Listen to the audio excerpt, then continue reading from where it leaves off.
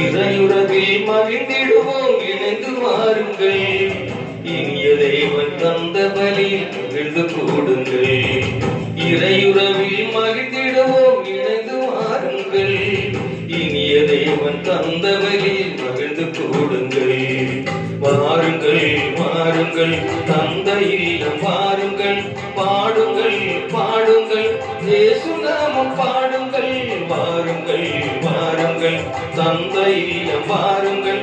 பாடுங்கள் பாடுங்கள் இயேசு நாமம் பாடுங்கள்.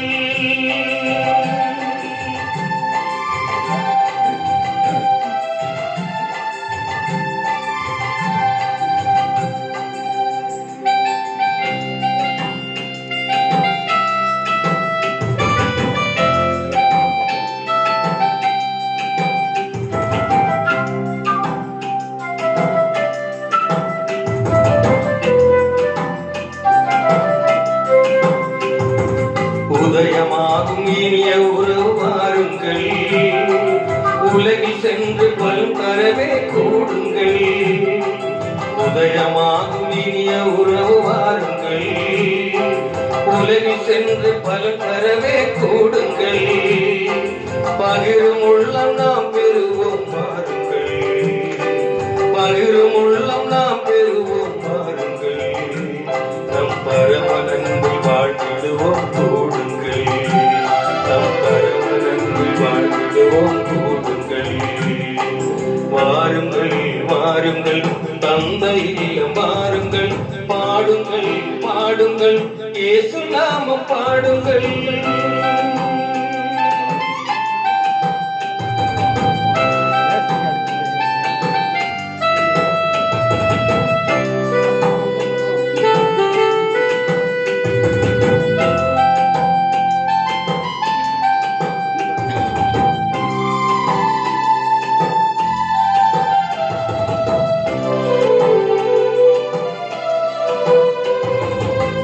சுமந்து சுமம் பெறுவோம் வாருங்கள்.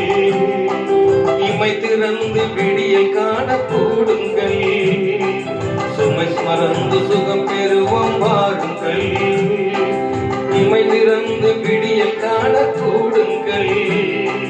இருள் மறைந்து ஒளி நிறையும் வாருங்கள். இருள் மறைந்து ஒளி நிறையும் வாருங்கள். நம் அருள் வாழ்வில் மகிழ்ந்திடுவோம் கூடுங்கள். நம் அருள் வாழ்வில் மகிழ்ந்திடுவோம் கூடுங்கள். வாருங்கள் வாருங்கள் தந்தை இல்லம் வாருங்கள். பாடுங்கள் பாடுங்கள் இயேசு நாமம் பாடுங்கள். வாருங்கள் வாருங்கள் தந்தை இல்லம் வாருங்கள். பாடுங்கள் பாடுங்கள் இயேசு நாமம் பாடுங்கள். இறையுலகில் மகிழ்ந்திடுவோம் இணைந்து வாருங்கள். இனிய தேவன் தந்த வழியில் மகிழ்ந்து கூடுங்கள். இறையுலகில் மகிழ்ந்திடுவோம் இணைந்து வாருங்கள். இனிய தேவன் தந்த வழியில் மகிழ்ந்து கூடுங்கள். வாருங்கள் வாருங்கள் தந்தை இல்லம் வாருங்கள். பாடுங்கள் பாடுங்கள் இயேசு நாமம் பாடுங்கள். வாருங்கள் வாருங்கள் தந்தை இல்லம் வாருங்கள். பாடுங்கள் பாடுங்கள் இயேசு நாமம் பாடுங்கள்.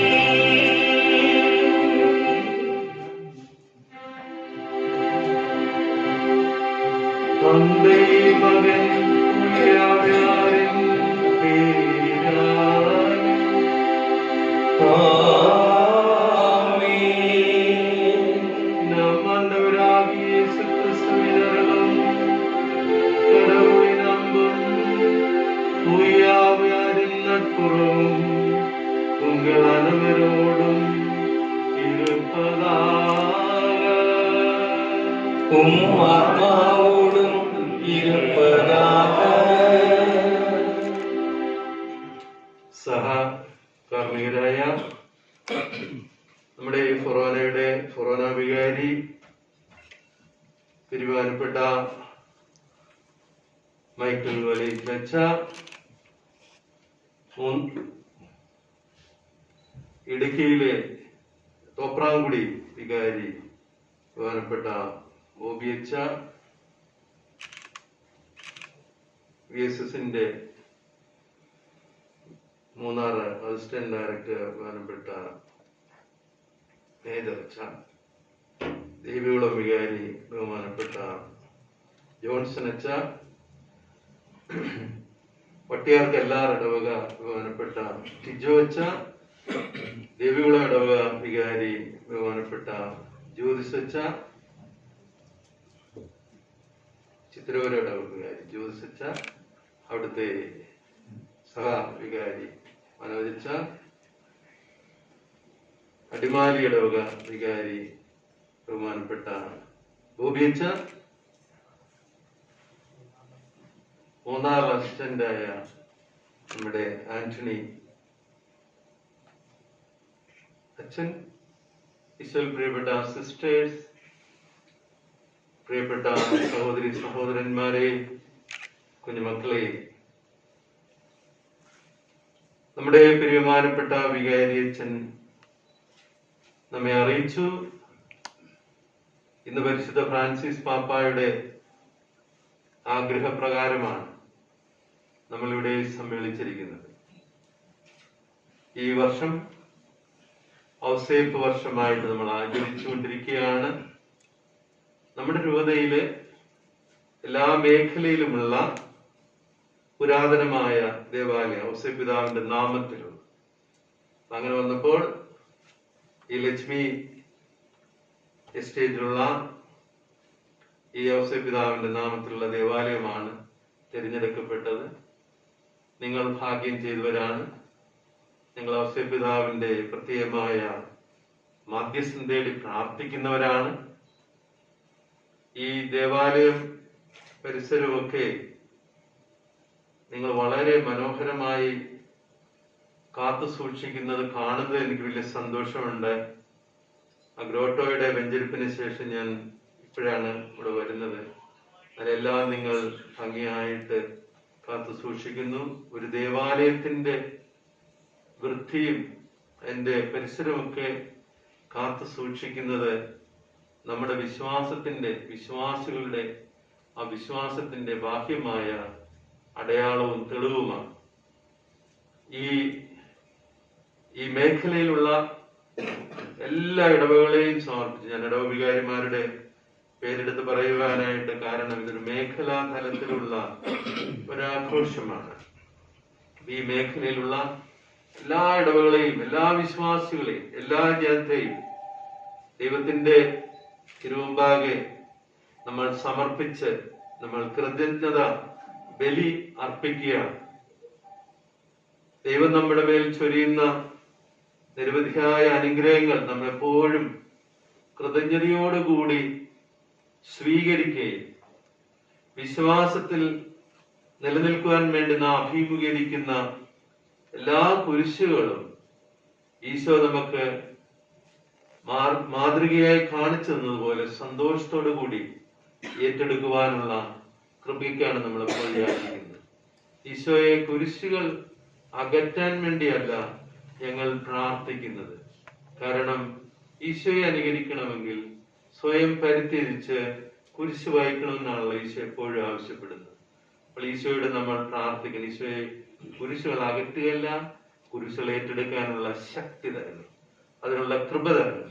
ഞങ്ങൾ ഒരിക്കലും തളരാതെ പതറാതെ പ്രത്യാശയോടെ മുന്നോട്ട് പോകുവാനായിട്ട് അനുഗ്രഹിക്കണമേ എന്നായിരിക്കണം നമ്മുടെ പ്രാർത്ഥന. നമ്മുടെ ഇന്നത്തെ ഈ ആഘോഷങ്ങൾക്ക് നേതൃത്വം കൊടുത്ത ബഹുമാനപ്പെട്ട വികാരി അച്ഛനെയും ഈ മേഖലയിലുള്ള ഈ ലക്ഷ്മി എസ്റ്റേറ്റിലുള്ള ഈ ദേവാലയത്തിനുമായി ബന്ധപ്പെട്ട് ആരൊക്കെ സഹായിച്ചിട്ടുണ്ടോ അവരൊക്കെ വിശുദ്ധ ഔസേപ്പ് പിതാവിന്റെ ശക്തമായ മാധ്യസ്ഥത്തിൽ വിട്ടുകൊടുത്ത് നമുക്ക് പ്രാർത്ഥിക്കാം. സഹോദര സഹോദരികളെ, തൂയമറ നികഴ്കളിൽ കൊണ്ടാടുന്ന തകുതി പെറും പൊരുട്ട് നമ്പാവെങ്കിലേ ഏറ്റുകൊള്ളോ. എല്ലാം വല്ലവരിടവും സഹോദര സഹോദരികളിടമും ഞാൻ പാവിയെ ഏറ്റുകൊള്ളുകിன்றேன். ஏனெனில் என் சிந்தையாலும் சொல்லாலும் செயலாலும் கடமையில் தவறியதாலும் பாவங்கள் பல செய்தேன். என் பாவமே, என் பாவமே, என் பெரும் பாவமே.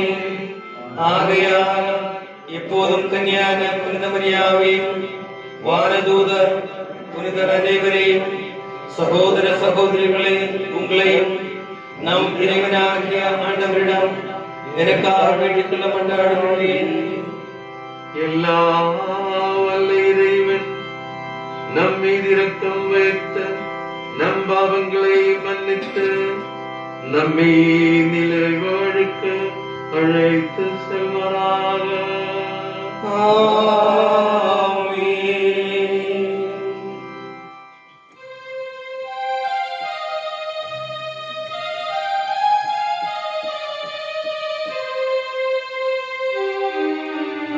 ஆண்டவரே இரக்கமாயிரும். ஆண்டவரே இரக்கமாயிரும்.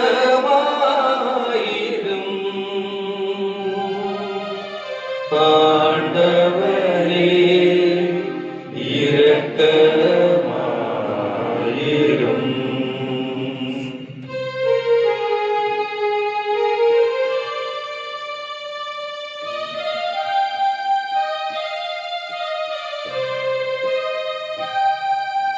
கிறிஸ்துவே இரக்கமாயிரும். கிறிஸ்துவே இரக்கமாயிரும்.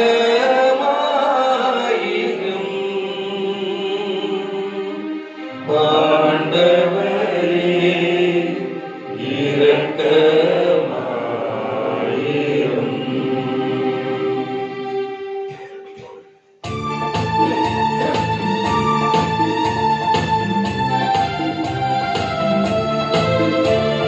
உன்னதங்களிலே கடவுளுக்கு மாட்சி உண்டாகுக.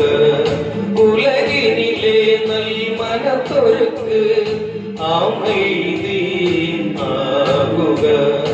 உம்மை புகழ்கின்றோம், உம்மை வாழ்த்துகின்றோம், உம்மை ஆராதிக்கின்றோம், உம்மை மாட்சிப்படுத்துகின்றோம். உமது மேலான மாட்சியின் பொருட்டு உமக்கு நன்றி கூறுகின்றோம். ஆண்டவராகிய இறைவா, வானுலக அரசரே, எல்லாம் வல்ல தந்தையாகிய இறைவா, ஒரே மகனாய் உதித்த ஆண்டவரே இயேசு கிறிஸ்துவே.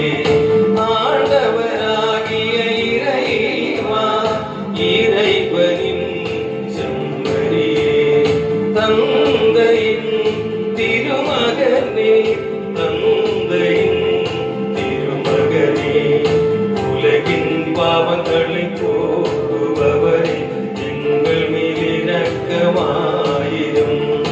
உலகின் பாவங்களை போக்குபவரே, எங்கள் மன்றாட்டை ஏற்றருளும். தந்தையின் வலப்பக்கம் வீற்றிருப்பவரே, எங்கள் மேல் இரக்கமாயிரும். ஏனெனில் இயேசு கிறிஸ்துவே நீரொருவரே தூயவர், நீரொருவரே ஆண்டவர், நீரொருவரே புன்னதர். தூய ஆவியாரோடு தந்தையாகிய இறைவனின் மாட்சியில் இருப்பவர் நீரே. ஆமென், ஆமென், ஆமென், ஆமென்.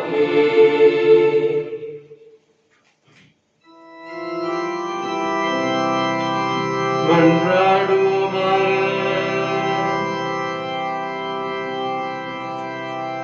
என்றென்றுள்ள எல்லாம் வல்ல இறைவா,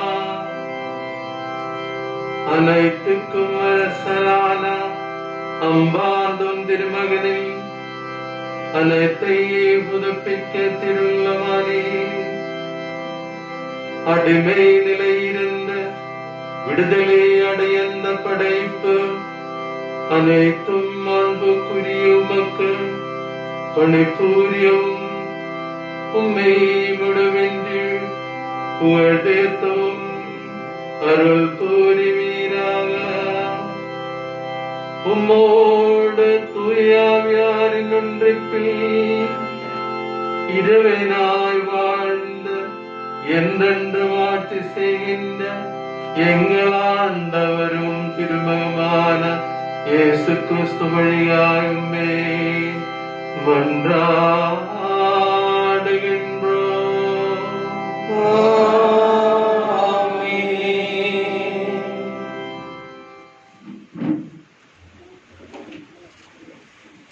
இறைவாக்கினர் தானியேல் நூலிலிருந்து வாசகம். அந்நாட்களில் இரவில் நான் கண்ட காட்சியாவது, வானத்தின் மேகங்களின் மீது மானிட மகனை போன்ற ஒருவர் தோன்றினார். இதோ தொன்மை வாய்ந்தவர் அருகில் அவர் வந்தார். அவர் திருமுன் கொண்டு வரப்பட்டார். ஆட்சியுரிமையும் மாட்சியும் அரசும் அவருக்கு கொடுக்கப்பட்டன. எல்லா இனத்தாரும் நாட்டினரும் மொழியினரும் அவரை வழிபட வேண்டும். அவரது ஆட்சியுரிமை என்றும் உள்ளதாகும். அதற்கு முடிவே இராது. அவரது அரசு அழிந்து போகாது. இது ஆண்டவர் வழங்கும் அருள்வாக்கு.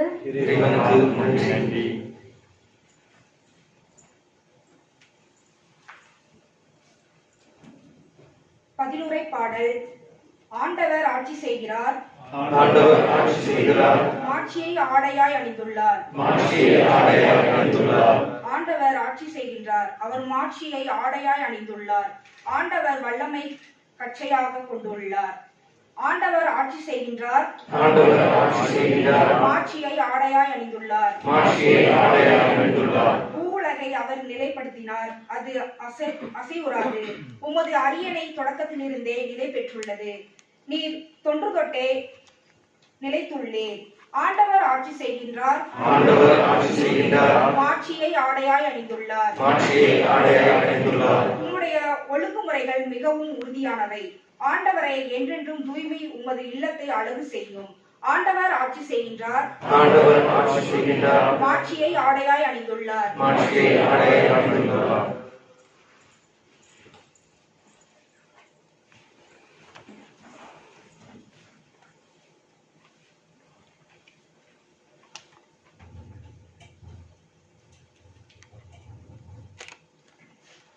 വെളിപാടിന്റെ പുസ്തകത്തിൽ നിന്ന് വിശ്വസ്ത സാക്ഷിയും മൃതിൽ നിന്നുള്ള ആദിജാതനും ഭൂമിയിലെ രാജാക്കന്മാരുടെ അധിപതിയുമായ യേശുക്രിസ്തുവിൽ നിന്നും നിങ്ങൾക്ക് കൃപയും സമാധാനവും, നമ്മെ സ്നേഹിക്കുകയും സ്വന്തം രക്തത്താൽ നമ്മെ പാപത്തിൽ നിന്ന് മോചിപ്പിക്കുകയും സ്വപിതാവായ ദൈവത്തിന്റെ രാജ്യവും പുരോഹിതരും ആക്കുകയും ചെയ്തവന് മഹത്വവും പ്രതാപവും എന്നേക്കും ഉണ്ടായിരിക്കട്ടെ.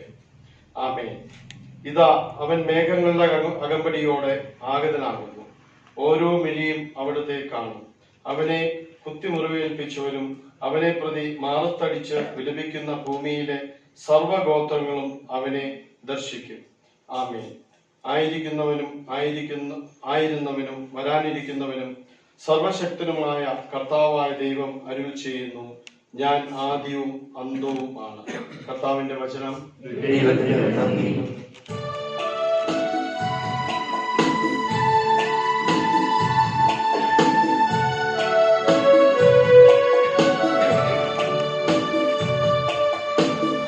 Hallelujah, hallelujah, hallelujah, hallelujah.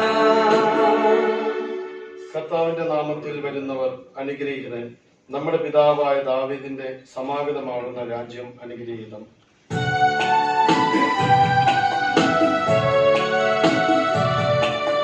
Hallelujah, hallelujah, hallelujah, hallelujah. ஆண்டவர் உங்களோடு இருப்பாராக. ஆன்மாவோடும் இருப்பாராக. யோவான் எழுதிய நற்செய்தியிலிருந்து வாசகம். ஆண்டவரே, மாட்சி உமக்கே.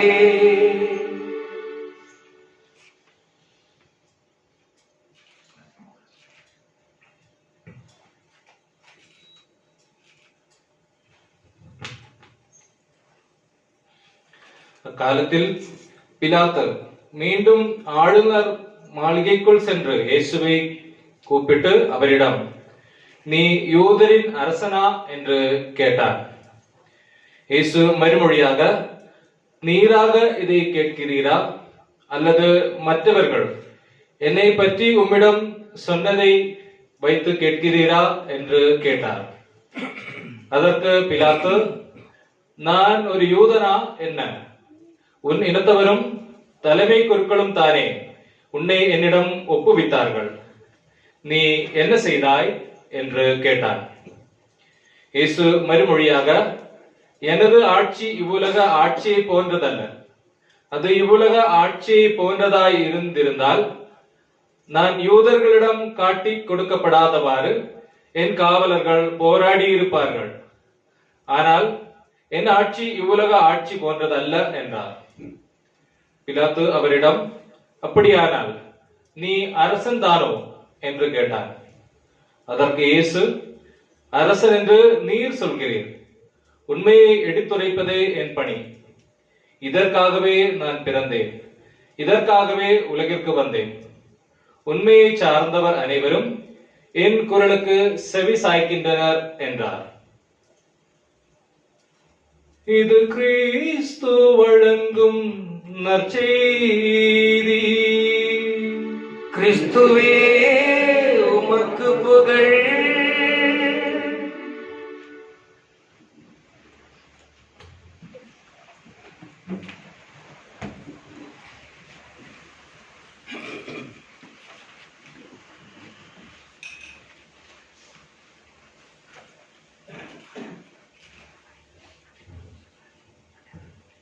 ഈശോയിൽ പ്രിയപ്പെട്ട സഹോദരങ്ങളെ, തമിഴിൽ പ്രസംഗിക്കണമെന്നുണ്ട്. പക്ഷെ പ്രസംഗിച്ചാൽ നിങ്ങൾ വേറെ വല്ലതൊക്കെ ആയിരിക്കും മനസ്സിലാക്കുന്നത്. അതുകൊണ്ട് നമ്മുടെ ഭാഗ്യസ്മരണാർഹനായ കൊർണേലിയൂസ് തിരുമേനി പിതാവ് ദേവികുളത്തൊരു സ്റ്റേഷനിൽ വന്നപ്പോൾ വികാരിയച്ഛൻ മലയാളം, പിതാവ് മലയാളത്തിൽ പറഞ്ഞാൽ മതി, ഞാൻ തമിഴായിട്ട് പറയുവാളാം. പിതാവ് മലയാളത്തിൽ പ്രസംഗിച്ചു തുടങ്ങി. അച്ഛൻ ട്രാൻസ്ലേറ്റ് ചെയ്ത് കുറച്ച് നേരം ഒരു പാട്ട് എഴുന്നേറ്റ് പറഞ്ഞു, പിതാവിന്റെ മലയാളം ഞങ്ങൾക്ക് മനസ്സിലാകുന്നത്. അതുകൊണ്ട് അച്ഛൻ അപ്പൊ അതുകൊണ്ട് ഞാൻ തമിഴ് പറഞ്ഞാലും അത് തന്നെ ആയിരിക്കും. ഇത് നമ്മുടെ ക്രിസ്തുരാജന്റെ തിരുനാളാണ്. ക്രിസ്തുരാജന്റെ തിരുനാൾ ഇവിടെ വന്ന് നമ്മുടെ മേഖലയിലുള്ള എല്ലാ അച്ഛന്മാരും ഒരുമിച്ച് കൂടി ബലിയർപ്പിക്കാൻ കഴിഞ്ഞത് ഒരു വലിയ ദൈവത്തിന്റെ പരിപാലനയാണ്. സാധാരണ പ്രധാന ഇടവക ദേവാലയത്തിലായിരിക്കുമല്ലോ ക്രിസ്തുരാജന്റെ തിരുനാൾ. നമുക്കിവിടെ ക്രിസ്തുരാജന്റെ തിരുനാളും ഔസേപിതാവിന്റെ വർഷത്തിന്റെ മേഖലയായിട്ടുള്ള സമാപനവും കുറിക്കുവാനായിട്ട് ഇടയായി. നമ്മൾ ആദ്യത്തെ വായനയില് ദാനിയേൽ പ്രവാചകന്റെ പുസ്തകത്തിൽ നിന്നുള്ള ആ വായനയില് 7-ാം അധ്യായം 11-ാം വചനം, എല്ലാ ജനതകളും ജനപദങ്ങളും ഭാഷക്കാരും അവനെ സേവിക്കേണ്ടതിന് ആധിപത്യവും മഹത്വവും രാജ്യത്വവും അവന് നൽകി. അവന്റെ ആധിപത്യം ശാശ്വതമാണ്, അതൊരിക്കലും ഇല്ലാതാവുകയില്ല. അവന്റെ രാജ്യത്വം അനശ്വരമാണ്. ദാനിയേൽ പ്രവാചകൻ മുൻകൂട്ടി പ്രവചിച്ച യേശുവിന്റെ ആ രാജ്യത്തെ കുറിച്ചാണ്. യേശുവാകുന്ന രാജാതിരാജന്റെ ആധിപത്യവും മഹത്വവും ശാശ്വതമാണ്, എന്നും നിലനിൽക്കുന്നതാണ്. ഈ ഞായറാഴ്ചയുടെ പ്രത്യേകത എന്ന് പറയുന്നത് നമ്മുടെ ആരാധനക്രമത്തിലെ അവസാനത്തെ ആഴ്ചയാണ്. ആണ്ടുവട്ടത്തിലെ അവസാനത്തെ 34ാമത്തെ ആഴ്ചയിലേക്ക് എന്ന് പറയുമ്പോൾ ഈ ആരാധനക്രമത്തിന്റെ ക്ലൈമാക്സ്. ഇനി നമ്മൾ ആഗമന കാലത്തിലേക്ക് പ്രവേശിക്കാൻ പോവുകയാണ്. ആഗമനകാലം എന്ന് പറയുന്നതും ക്രിസ്തുനാഥന്റെ ആ രണ്ടാമത്തെ വരവിനെ സൂചിപ്പിക്കുന്ന, അന്ന് ക്രിസ്തുനാഥൻ വരുമ്പോൾ എപ്രകാരമായിരിക്കും എന്ന് മുൻകൂട്ടി പ്രവചിച്ചിട്ടുണ്ട്. അപ്പോൾ അന്ന് ക്രിസ്തുനാഥൻ വരുമ്പോൾ ഒരു തെരഞ്ഞെടുപ്പ് നടത്തും. ആ തെരഞ്ഞെടുപ്പ് നടത്തുമ്പോൾ നമ്മളെല്ലാവരും തെരഞ്ഞെടുക്കപ്പെടണം, യോഗ്യതയുള്ളവരായിരിക്കണം. അതിനുവേണ്ടിയാണ് നമ്മൾ ഈ കഷ്ടപ്പാടുകളും ഒക്കെ നമ്മൾ സഹിക്കുന്നത്. ഒരു ക്രിസ്ത്യാനിയാകുക എന്ന് പറഞ്ഞാൽ സഹിക്കാൻ സന്മനസ്സുള്ളവനായി മാറുക എന്നുള്ളതാണ്. ഒരു സാധാരണ മനുഷ്യന് സഹിക്കാനായിട്ട് സാധ്യമല്ല. പക്ഷെ ഒരു ക്രിസ്ത്യാനി എല്ലാവിധ വേദനകളും പ്രതിബന്ധങ്ങളും തടസ്സങ്ങളും അവൻ സഹിക്കുന്നെങ്കിൽ ആ ദൈവത്തിന്റെ സഹായം അവന് ഉണ്ടായിരിക്കണം. അപ്പോൾ ദൈവത്തിന്റെ സഹായം നമുക്ക് ലഭിക്കുന്നത് ദൈവത്തിന്റെ ത്രിത്വൈക ദൈവത്തിന്റെ മൂന്നാം ആളായ പരിശുദ്ധാത്മാവിൽ. അതുകൊണ്ടാണല്ലോ നമ്മളുടെ എല്ലാ പ്രാർത്ഥനകളും ആരംഭിക്കുന്നത് അവസാനിപ്പിക്കുന്നത് ത്രിത്വൈക ദൈവത്തിലാണ്. പിതാവും പുത്രനും പരിശുദ്ധാത്മാവുമായ ദൈവത്തിൽ നമ്മൾ തുടങ്ങുകയും ആ പിതാവും പുത്രനും പരിശുദ്ധാത്മാവുമായ ദൈവത്തിൽ നമ്മൾ ചെന്ന് ചേരുകയും ചെയ്യും. അപ്പോൾ ഇവിടെ നമ്മൾ ക്രിസ്തുരാജന്റെ തിരുനാൾ ആഘോഷിക്കുമ്പോൾ നമ്മൾ സുവിശേഷത്തിൽ അച്ഛൻ വായിച്ചു, നമ്മൾ അത് കേട്ടല്ലോ. യോഹന്നാന്റെ സുവിശേഷം 18-ാം അധ്യായം 36-ാം വചനം പറയുന്നു, നീ രാജാവാണോ എന്ന് ചോദിച്ചു പറയുന്ന ഈശോ കൊടുക്കുന്ന മറുപടി രാജാവ് അല്ലെന്ന് പറയുന്നില്ല, രാജാവാണ്. എന്നാൽ അവൾ ഏറ്റു പറയുന്ന ഒരു കാര്യമുണ്ട്, എന്റെ രാജ്യം ഐഹികമല്ല. 36-ാം വചനമാണ് 18-ാം അധ്യായം. എന്റെ രാജ്യം ഐഹികമല്ല. ആയിരുന്നുവെങ്കിൽ ഞാൻ യഹൂദർക്ക് ഏൽപ്പിക്കപ്പെടാതിരിക്കാൻ എന്റെ സേവകർ പോരാടുമായിരുന്നു. നമ്മൾ ഈ രാജ്യത്ത് നിലനിൽക്കാൻ വേണ്ടി എന്തുമാത്രം സുരക്ഷിതത്വം നമ്മൾ ഉറപ്പുവരുത്തുന്നുണ്ട്. ഈശോ നമ്മെ പഠിപ്പിക്കുന്നത് നമ്മുടെ രാജ്യം ഐഹികമല്ല. നമ്മൾ ഉദ്ദേശിക്കുന്ന തരത്തിലുള്ള, അല്ലെങ്കിൽ അന്നത്തെ യഹൂദ ജനം പ്രതീക്ഷിച്ച തരത്തിലുള്ള ഒരു രാജ്യം കെട്ടിപ്പടുക്കാൻ യഹൂദ ജനതയുടെ പ്രതീക്ഷ നമുക്കറിയാം. റോമ സാമ്രാജ്യത്തിന്റെ അടിമത്തത്തിലായിരുന്നു, റോമ ചക്രവർത്തിയുടെ അടിമത്തത്തിലായിരുന്നു. അതിൽ നിന്ന് മോചനം കിട്ടാൻ വേണ്ടി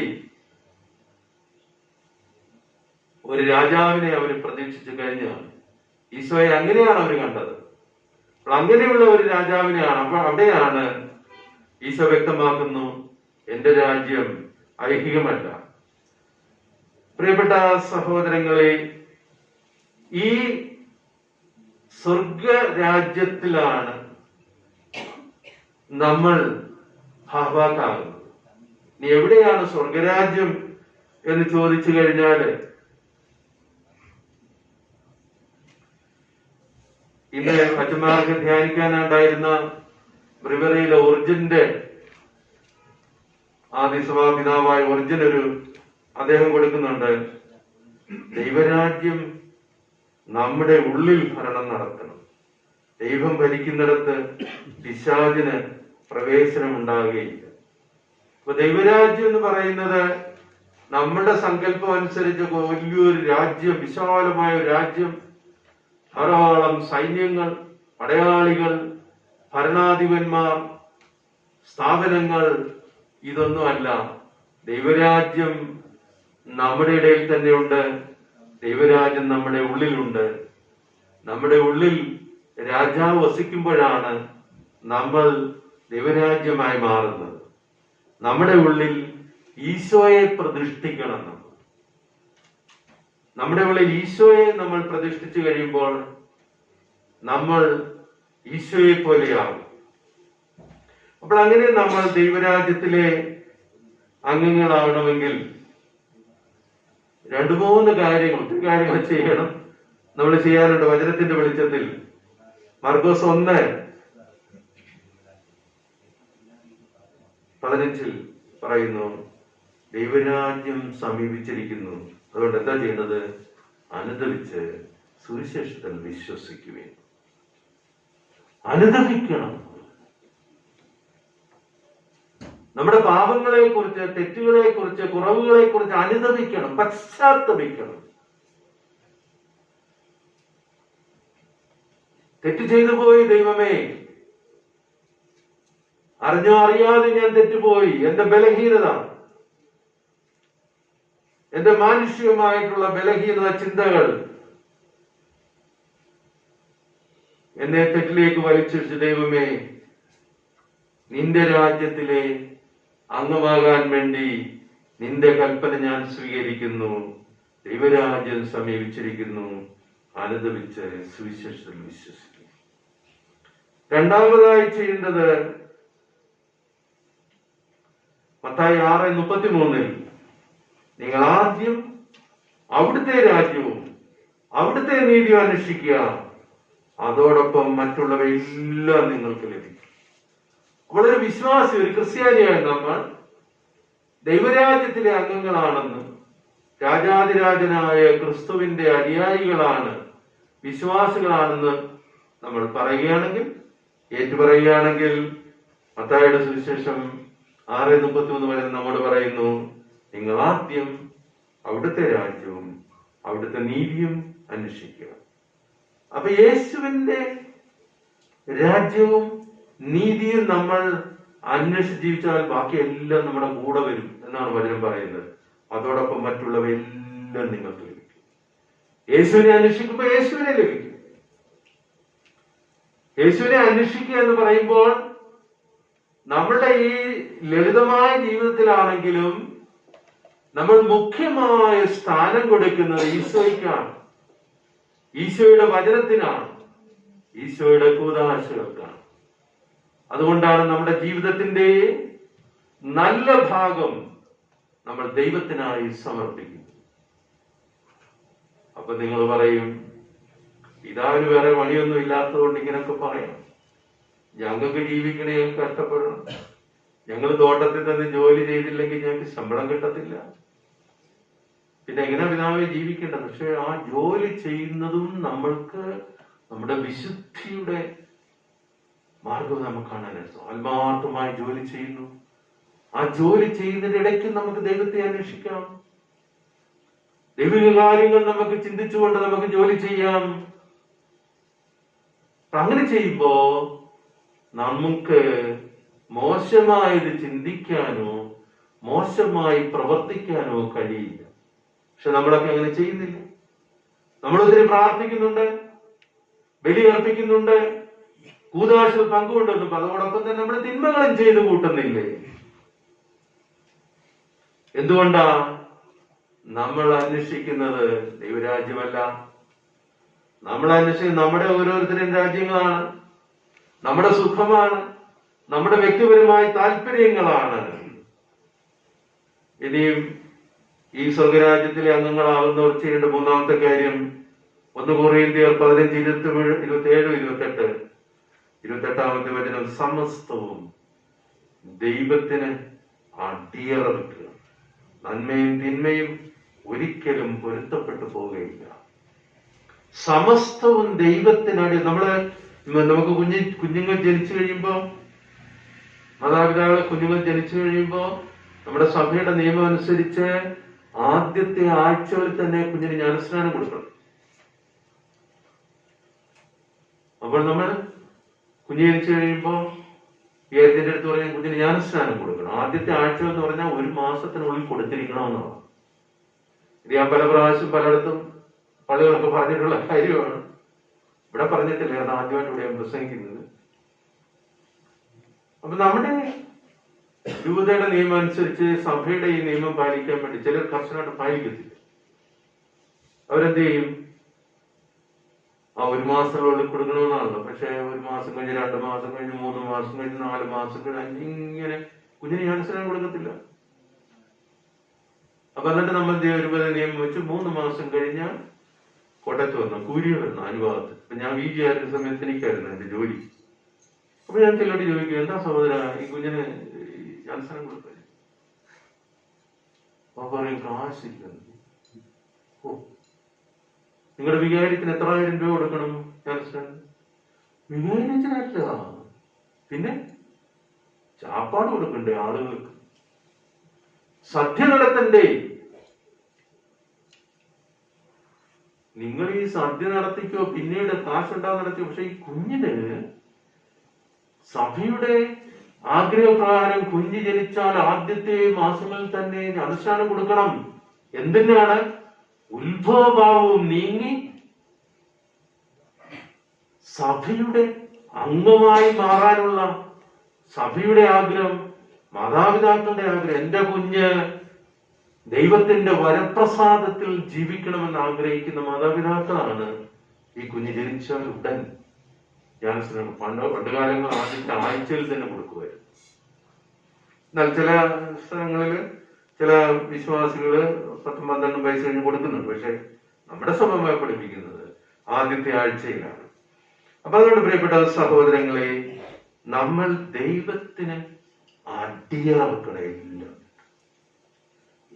ഈ രാജാതിരാജന്റെ തിരുനാൾ, ഈശോയുടെ തിരുനാൾ ആഘോഷിക്കുമ്പോൾ പിതാവ് എന്തിനാണ് ഇതൊക്കെ പറയുന്നത്? നമ്മള് ഔസേപ്പ് പിതാവിന്റെ ആ വർഷത്തിന്റെ സമാപനമല്ലേ, അതിനെ കുറിച്ചല്ലേ സംസാരിക്കേണ്ടതെന്ന് പറഞ്ഞു. ഞാൻ ഈ പറഞ്ഞ രീതിയിലൊക്കെ ജീവിച്ച ഒരാളാണ് ഔസേപ്പ് പിതാവ്. ദൈവരാജ്യത്തിന് വേണ്ടി നിലകൊണ്ടവനാണ്. രാജാതിരാജനായ യേശുവിനെ വളർത്താൻ ഭാഗ്യം ലഭിച്ചവനാണ്. രാജാവിനെ വളർത്തുമ്പം വളർത്തു പിതാവിൻ രാജാവാണല്ലോ, അങ്ങനെയല്ല ഇവിടെ ചിന്തിക്കേണ്ടത്. അപ്പോൾ ആ പ്രത്യേകമായ ഭാഗ്യം ലഭിച്ചാൽ ഔസേപ്പ് പിതാവിന് ദൈവപുത്രനെ വളർത്താനുള്ള, ദൈവപുത്രന്റെ പിതാവായി വിളിക്കപ്പെടാൻ. നമ്മൾ വളർത്തു പിതാവ് നമ്മൾ പറയുമെങ്കിലും കർത്താവിന്റെ അടുത്ത് കർത്താവിനെ കാണാനായിട്ട് ഔസേപ്പ് പിതാവ് മാതാവ് ചെന്നപ്പം നിന്റെ മാതാവും പിതാവും അവിടെ വന്ന് നിൽക്കുന്നെന്നാ പറഞ്ഞത്, അല്ല എന്റെ വളർത്തു പിതാവെന്നൊന്നും അല്ല പറഞ്ഞത്. ദൈവത്തെ വളർത്താൻ ഭാഗ്യം ലഭിച്ച ഔസേപ്പ് ജന്മം കൊടുത്തില്ല. അവിടെ ഇത് ഞാൻ എപ്പോഴും സൂചിപ്പിക്കുന്നതാണ്. ഇത് കുഞ്ഞുങ്ങൾക്ക് ജന്മം കൊടുക്കുന്നു, എന്നിട്ട് ആ കുഞ്ഞിനെ വലിച്ചെറിയുന്നു. വലിയൊരു ദത്ത് പ്രശ്നമാണല്ലോ നടക്കുന്നത്. കുഞ്ഞിനെ ദത്ത് കൊടുത്തു. അങ്ങനെ എത്ര കുഞ്ഞുങ്ങളെ ജനിച്ചു കഴിഞ്ഞിട്ട് വലിച്ചെറിയുന്നു മാതാപിതാക്കൾ. ആ കുഞ്ഞിന് ജന്മം കൊടുത്തു, പക്ഷെ വളർത്താൻ തയ്യാറല്ല. അയാളെ പിതാവേ എന്ന് വിളിക്കാൻ പറ്റുമോ? അവൻ ജനിപ്പിച്ചു. പരിശുദ്ധ ഫ്രാൻസിസ് പാപ്പ ഔസേപ്പ് പിതാവിന്റെ ഈ വർഷം പ്രഖ്യാപിച്ചുള്ള പാത്രിസ് കോർദെ എന്നുള്ള അപ്പസ്തലൻ എന്ന് പറയുന്നുണ്ട്. ഒരുവൻ പിതാവാകണമെങ്കിൽ ജനിപ്പിച്ചതുകൊണ്ട് മാത്രമായില്ല, അവനെ വളർത്തണം. ഒരു പിതാവിന്റെ സ്നേഹത്തോടു കൂടി തന്റെ കുഞ്ഞിനെ വളർത്തണം.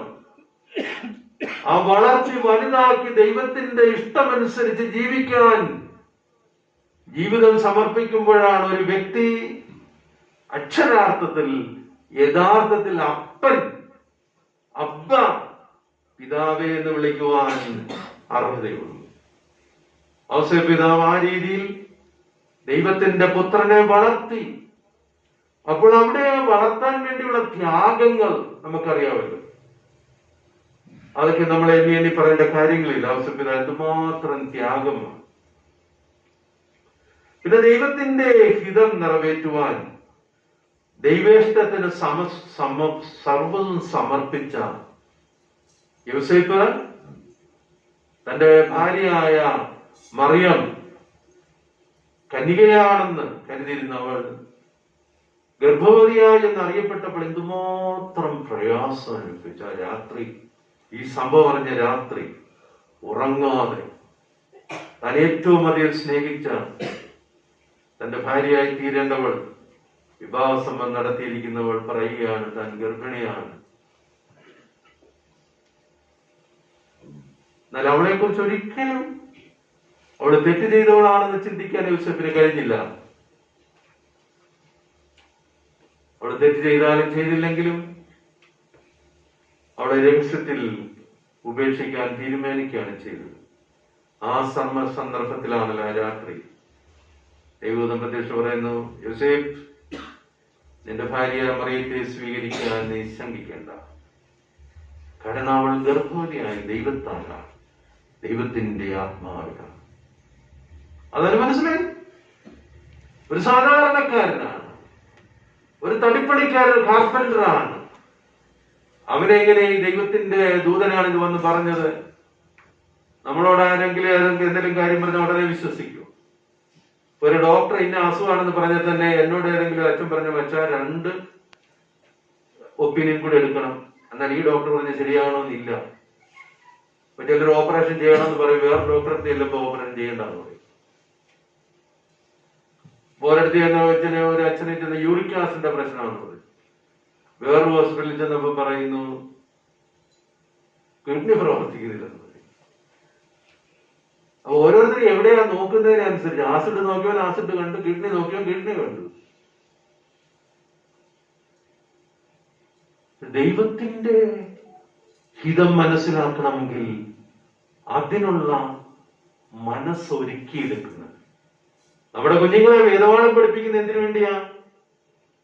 നമ്മുടെ കുഞ്ഞുങ്ങളെ ദേവാലയത്തിൽ പോയി ബലിയിൽ സംബന്ധിക്കുന്നതിനും കൂദാശയ്ക്ക് ഒരുക്കുന്നത് എന്തിനു വേണ്ടിയാ? ദൈവത്തിന്റെ സ്വരം ശ്രവിക്കത്തക്ക രീതിയിലുള്ള മനസ്സിനും ബുദ്ധിക്കും പ്രകാശം നൽകാൻ വേണ്ടിയാണ്. അതായത് കുറെ വിജ്ഞാനം പകർന്നു കൊടുക്കാൻ വേണ്ടിയല്ല. നമ്മളെക്കാൾ ബൈബിൾ പഠിച്ച ധാരാളം ആളുകളുണ്ട് നമ്മുടെ മറ്റ് മതവിഭാഗങ്ങളിൽപ്പെട്ടവരുണ്ട്. ആർക്ക് വേണമെങ്കിലും ബൈബിൾ പഠിക്കാം. പക്ഷെ പരിശുദ്ധാത്മാവിന്റെ അഭിഷേകം ലഭിക്കണമെങ്കിൽ വിശ്വാസത്തിന്റെ ദിശയിലൂടെ ദൈവത്തിന്റെ വചനം കാണാൻ നമുക്ക് കഴിയണം. നാസുഖാനെ കുറിച്ച് പറയുന്ന ആളെ എപ്പോഴും അനുസരണയുള്ളവരാണ്. അനുസരണ എപ്പോഴും ദൈവത്തോടാണ് കാണിക്കുന്നത്. ദൈവത്തിന്റെ നിയോഗം നമ്മളിപ്പോ മറ്റുള്ളവർ പറയുന്നതൊക്കെ നമ്മൾ അനുസരിക്കും. ദൈവം എന്നോട് എന്താണ് പറയുന്നത്? ഒരു തിന്മ ചെയ്യാൻ നമ്മെ പ്രേരിപ്പിക്കുന്നു.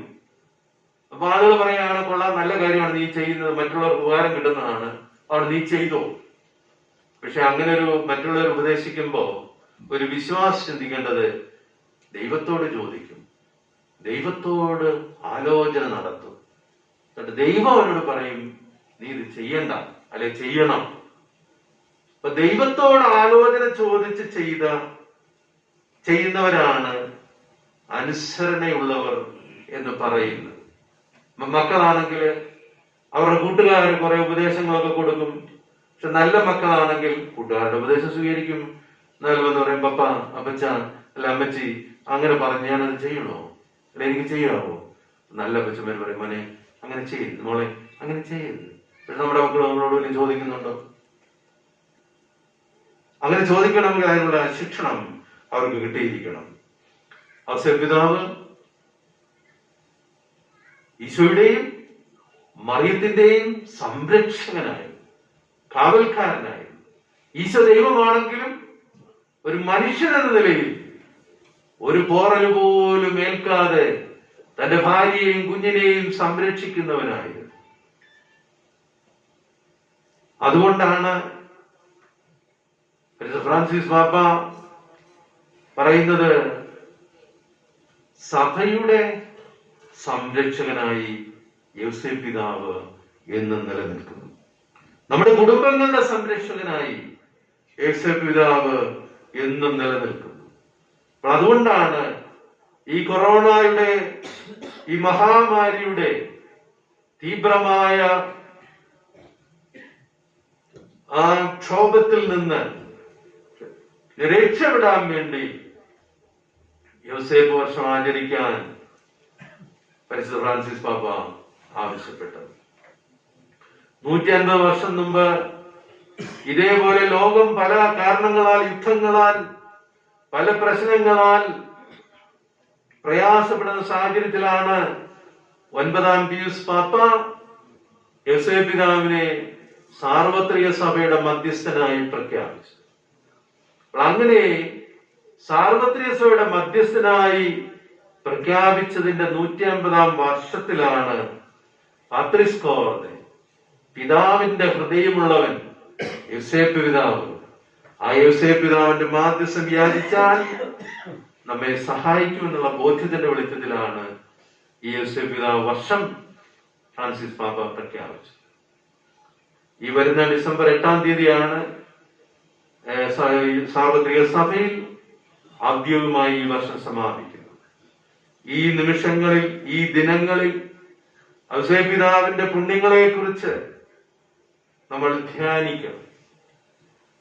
പ്രത്യേകിച്ച് എസ്റ്റേറ്റ് മേഖലയിൽ ജീവിക്കുന്ന നമ്മൾ എപ്പോഴും തൊഴിൽ ചെയ്ത് ജീവിക്കുന്നവരാണ്. തൊഴിൽ ചെയ്യുമ്പോഴും നമ്മുടെ ആത്മാവിനടുത്തുള്ള കടപ്പാടുകൾ നിറവേറ്റാൻ നമ്മൾ ഒരിക്കലും മടി കാണിക്കരുത്. എന്നാൽ തൊഴിലിന്റെ അന്തസ്സും മഹത്വവും യോസേപ്പ് പിതാവിൽ നിന്ന് നമ്മൾ പഠിക്കണം. അതുപോലെ തന്നെ നമ്മുടെ ചെറുതും വലുതുമായ എല്ലാ പ്രതികരണങ്ങളും സ്വഭാവങ്ങളും നമ്മളുടെ അയൽക്കാരോടും മറ്റുള്ളവരോടും നമ്മൾ പെരുമാറുമ്പോൾ യോസേപ്പിനെ പോലെ നീതിയുള്ളവനായിരിക്കും. കർത്താവിനെ ചോദ്യം ചെയ്യുമ്പോൾ, രാജാതിരാജനെ കർത്താവിനെ ചോദ്യം ചെയ്യുമ്പോൾ കർത്താവ് പറയുന്നു, ഞാൻ സത്യത്തിന് സാക്ഷ്യം വഹിക്കാൻ വന്നവനാണ്. അപ്പൊ ചോദിക്കുന്നത് എന്താണ് സത്യം? ദൈവം തന്നെയാണ് സത്യം. സത്യത്തിന് സാക്ഷ്യം വഹിക്കാമെന്ന യേശുവിന്റെ അനുയായികൾ എന്ന നിലയിൽ നമ്മൾ എപ്പോഴും സത്യത്തെ സ്നേഹിക്കുകയും സംരക്ഷിക്കുകയും പരിപോഷിപ്പിക്കുകയും ചെയ്യേണ്ടതാണ്. യോസേപ്പിനെ കുറിച്ച് എപ്പോഴും പറയുന്ന ഒരു കാര്യമാണല്ലോ, അവൻ നീതിമാനായിരുന്നു. ആ നീതിമാനാകുന്നതിനെ കുറിച്ച് വിശുദ്ധ ഫ്രാൻസിസ് സാലസ് പറയുന്നത്, നീതിമാനാകുക എന്ന് പറയുന്നത് ദൈവഹൃദയത്തോട് പരിപൂർണമായി ഐക്യപ്പെടുകയും എല്ലാവിധ സാഹചര്യങ്ങളിലും അനുകൂലമോ പ്രതികൂലമോ ആകട്ടെ അതിൽ ഉറച്ചു നിൽക്കുകയും ചെയ്യുക എന്നതായിരുന്നു വിശുദ്ധ യോസേപ്പ് പിതാവിന്റെ സവിശേഷത. ദൈവം നിങ്ങളെ സമൃദ്ധമായി അനുഗ്രഹിക്കട്ടെ.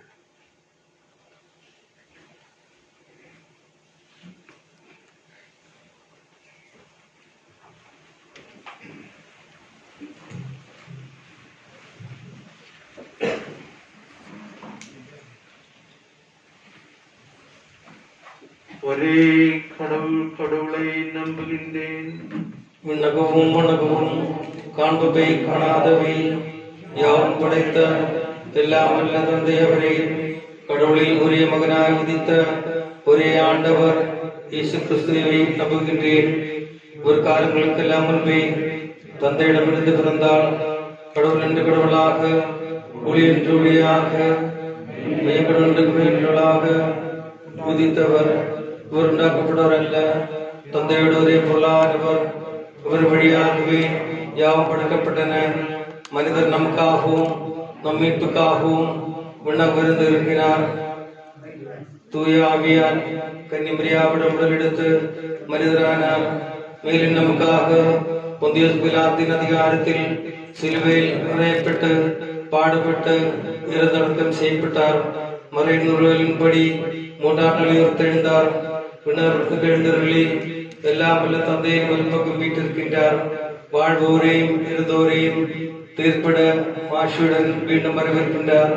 அவரது ஆட்சிக்கு விடுவினாது தந்தையிடமிருந்தும் மகனிடமிருந்தும் புறப்படும் ஆண்டவரும் உயிரின் பெருமான தூய ஆவியாரை நம்புகின்றேன். இவர் தந்தையோடும் மகனோடும் ஒன்றாக ஆராதனை மாட்சியும் பெறுகின்றார். இறைவாக்கினர்கள் வழியாக பேசியவர் இவரே. ஒரே புனித கத்தோலிக்க திருத்தூதர் வழியும் திரு அவையை நம்புகின்றேன். பாவ மன்னிப்புக்கான ஒரு திருமணத்தை ஏற்றுக்கொள்கின்றேன். இருந்தோரின் உயிர்ப்பையும் மறுவர்க்கும் மறு வாழ்வையும் எதிர்பார்க்கின்றேன். ആമേൻ. പ്രിയ സഹോദരങ്ങളെ, നമ്മുടെ പരിത്രാണത്തിന്റെ ദിവസം ആഘോഷിക്കാനായി നാം എല്ലാവരും ഇവിടെ സമ്മേളിച്ചിരിക്കുകയാണല്ലോ. അതിനാൽ എല്ലാ അനുഗ്രഹങ്ങളുടെയും ജീവന്റെയും നീരുറവയിൽ നിന്ന് ലോകം മുഴുവനും പാനം ചെയ്യുന്നതിനായി സർവശക്തനായ ദൈവത്തോട് നമുക്ക് പ്രാർത്ഥിക്കാം. திருச்சபையில் பாலகனான புனித சூசையப்பரின் தேர்ந்தெடுத்த எல்லாம் வல்லவர் எம் திருச்சபையை வழிநடத்துகின்ற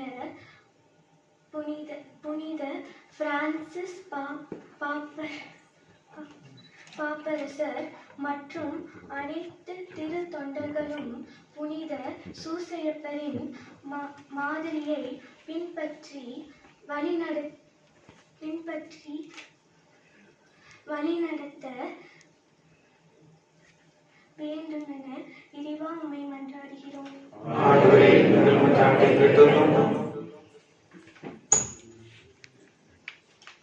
தன்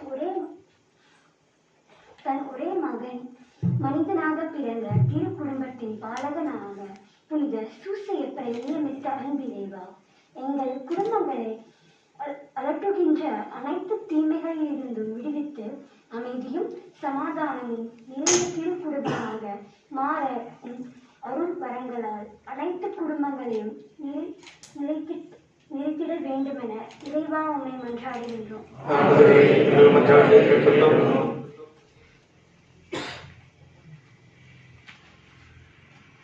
புனித சூசையப்பரை தூய கன்னிமரியாளின் மணமகனாக தேர்ந்தெடுத்த இறைவா, முழுமையான அர்ப்பண வாழ்வு மூலம் என்றும் உமது இறைப்பணியை செய்ய அனைத்து துறவரத்தாரையும் ஆசீர்வதியும். ஏராளமான இளைஞர்களுக்கு குருத்துவ துறவர இறை அழைத்தலை அளிக்க வேண்டும் என இறைவா உம்மை மன்றாடுகின்றோம்.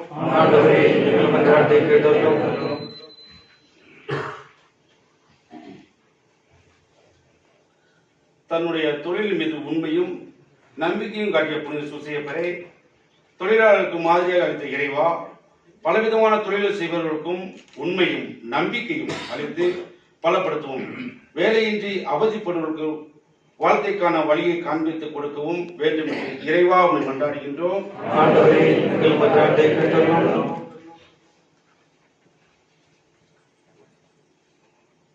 மரண வேளையில் இயேசுடனும் கன்னிமரியாளிடனும் இருந்து கொண்டு நல்ல மரணம் கிடைக்க வேண்டி அன்றாட புனித சூசையப்பரை ஆசீர்வதித்த இறைவா, மரணம் மூலம் எங்களிடம் இருந்து சென்றவர்களுக்கு நித்திய இளைப்பாற்றுதல் கொடுக்கவும், நல் மரணம் எங்களுக்கு அளித்து ஆசீர்வாதம் தர வேண்டும் என்று இறைவா உம்மை மன்றாடுகின்றோம்.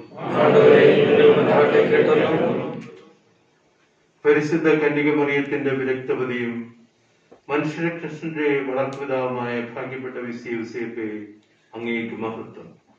തിരുക്കുടുംബ പാലകനായ അവിടുത്തെ മാധ്യസ്ഥനായി ഈ മേഖലയിലെ എല്ലാ ഭവനങ്ങളിലുമുള്ള ഓരോ അംഗത്തെയും സമർപ്പിക്കുന്നു.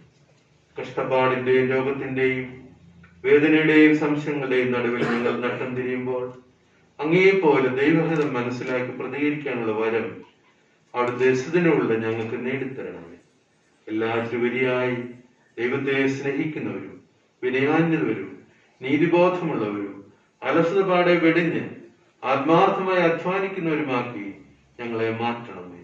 തിരുക്കുടുംബത്തിൽ നിറഞ്ഞിരുന്ന സ്നേഹവും സമാധാനവും സ്വസ്ഥതയും പങ്കുവയ്ക്കലും ഞങ്ങളുടെ ഈ മേഖലയിലുള്ള എല്ലാവർക്കും ഉറപ്പുവരുത്തുവാൻ ആത്മീയവരങ്ങളാൽ ഞങ്ങളെ നിറയ്ക്കണമേ. ഞങ്ങൾ സമർപ്പിക്കുന്ന ഈ പ്രാർത്ഥന പരിശുദ്ധ കന്യക മറിയത്തിന്റെ പ്രത്യേക മാധ്യസ്ഥം വഴി പരിശുദ്ധ ത്രിത്വ ദൈവത്തിൽ എത്തിക്കണമെന്ന് താഴ്മയോടെ അപേക്ഷിക്കുന്നു.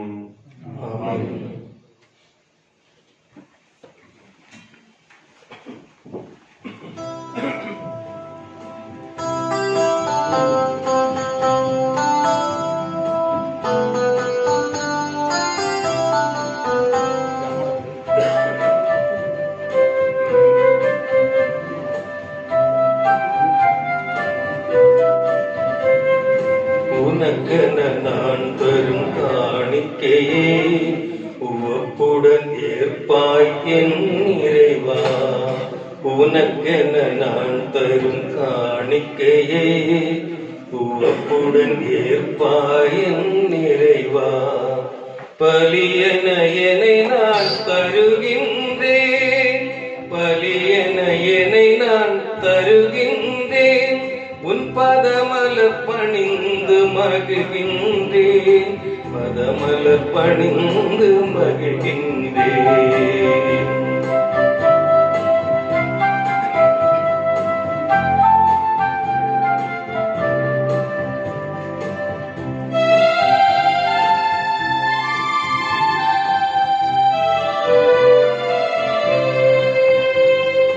உழைப்பின் கனி இது உனக்காக, உன்னருள் கொடைகளின் பலனாக.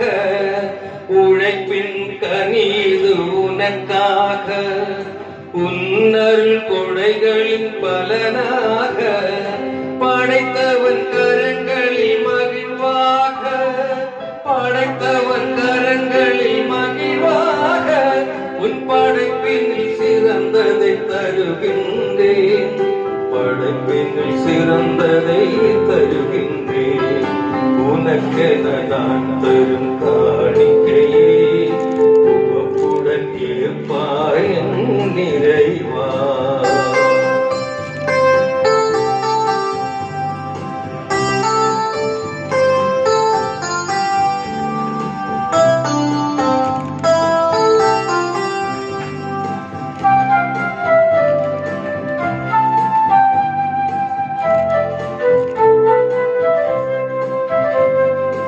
உடல் பொருள் ஆவி உனக்காக, உன் பணி புரிதலின் நிறைவாக. உடல் பொருள் ஆவி உனக்காக, உன் பணி புரிதலின் நினைவாக. மடிந்திடும் மனிதத்தின் விளக்காக, மடிந்திடும் மனிதத்தின் விளக்காக. நான் மகிழ்வுடன் என்னை தருகின்றேன், மகிழ்வுடன் என்னையே தருகின்றேன். உனக்கென நான் தரும் காணிக்கையே உவப்புடன் ஏற்பாயன் நிறைவா.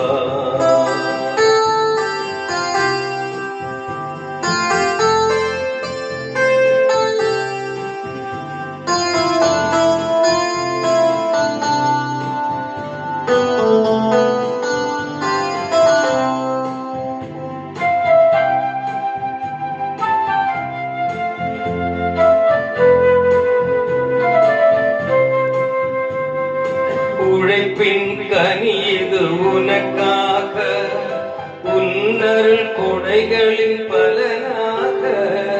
உழைப்பின் கனி இது உனக்காக, உன்னருள் கொடைகளின் பலனாக. படைத்தவன் கரங்களில் மகிழ்வாக, படைத்தவன் கரங்களில் மகிழ்வாக. உன் படைப்பினில் சிறந்ததை தருகின்றேன், படைப்பினில் சிறந்ததை தருகின்றேன். உனக்கென நான் தரும் காணிக்கையே உவப்புடன் ஏற்பாயன் நிறைவா. உனக்கென நான் தரும் காணிக்கையே உவப்புடன் ஏற்பாயன் நிறைவா. பலியன என்னை நான் தருகின்றேன், பலியன என்னை நான் தருகின்றேன். உன் பதமலர் பணிந்து மகிழ்கின்றேன், பதமலர் பணிந்து மகிழ்கின்றேன். உனக்கென நான் தரும் காணிக்கையே உவப்புடன் ஏற்பாயன் நிறைவா. உனக்கென நான் தரும் காணிக்கையை உவப்புடன் ஏற்பாயன் நிறைவா.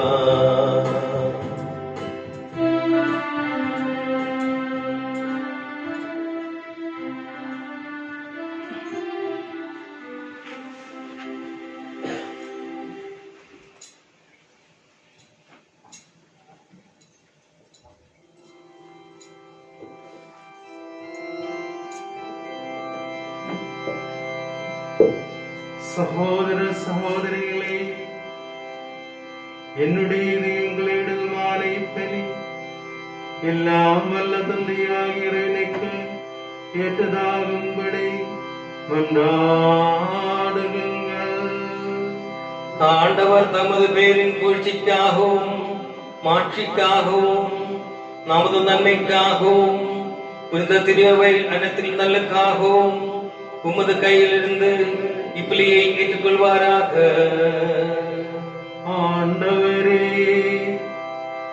உம்மோடு மனிதரே ஒப்புரவாக்கை பெருளாய் நாங்கள் மக்கு கொடுத்து உம்மை பணியுடன் வென்றுகின்றோம். ஒற்றுமை அமைதியாகிய பிணைகளை மக்களின் தாராய் அனைவருக்கும் உம் திருமகனை கொடுத்தருவராக. என்றென்றும் வாழ்ந்த ஆட்சி என்றவர் வழியாகுமே மன்றாடுகின்றோம்.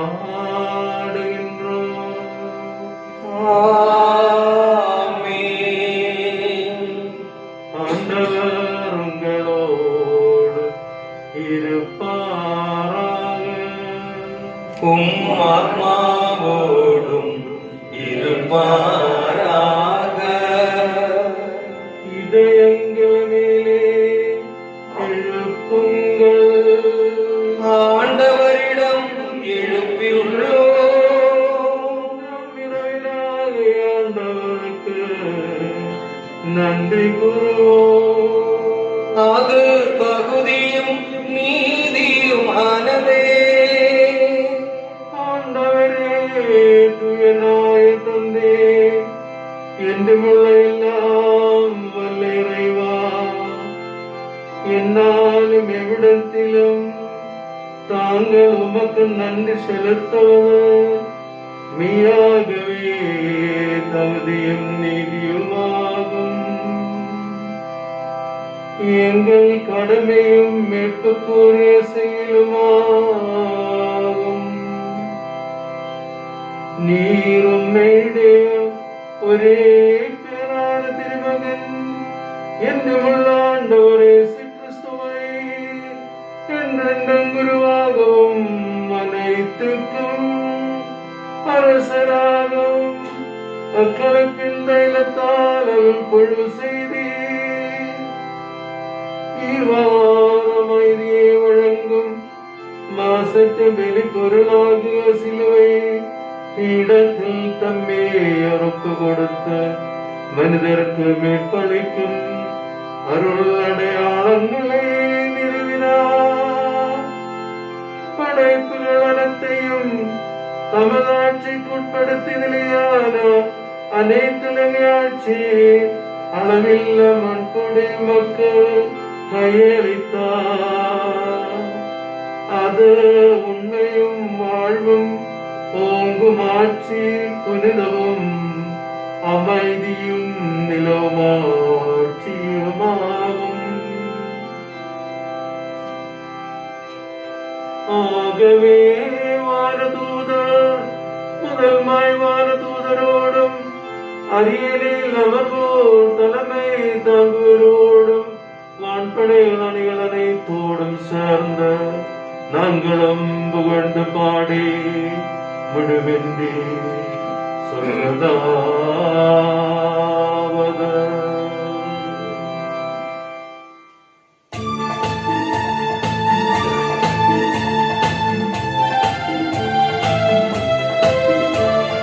தூயவர் தூயவர் தூயவர் படைப்புகள் கடவுளாம் ஆண்டவர். விண்ணகமும் மண்ணகமும் உமது மாட்சியால் நிறைந்துள்ளன. உன்னதங்களிலே ஓசானா, உன்னதங்களிலே ஓசானா. ஆண்டவர் பேரால் வருகிறவர் ஆசி பெற்றவர். உன்னதங்களிலே ஓசானா, உன்னதங்களிலே ஓசானா.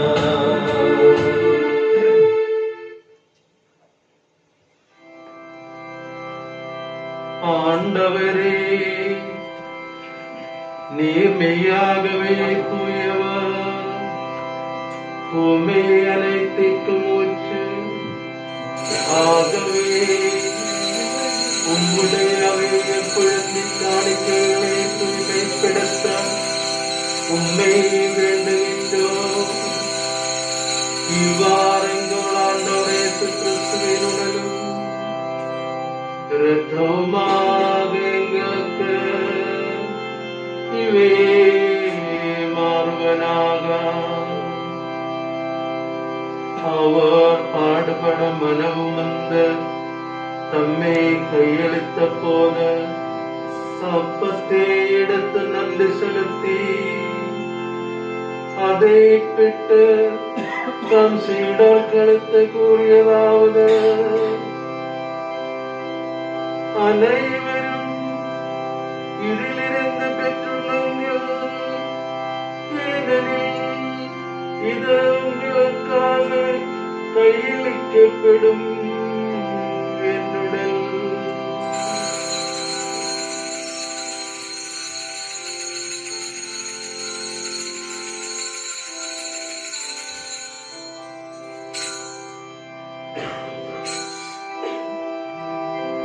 அவ்வண்ணமே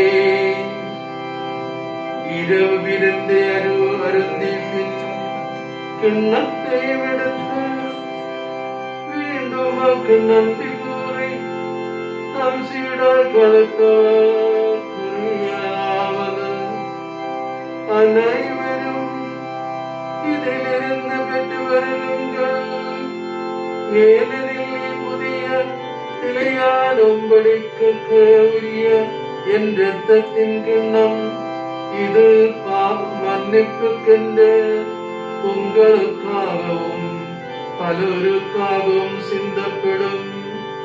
இதே என் நினைவாக செய்யுங்கள்.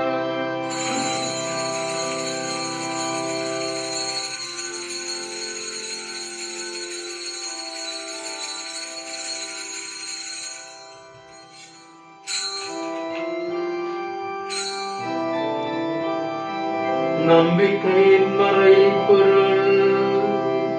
ஆண்டவரே, தேவரில் வருமளவும்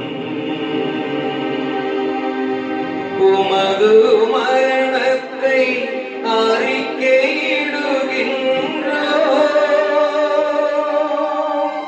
உமது உயிர்ப்பையும் எடுத்துரைக்கின்றோம்.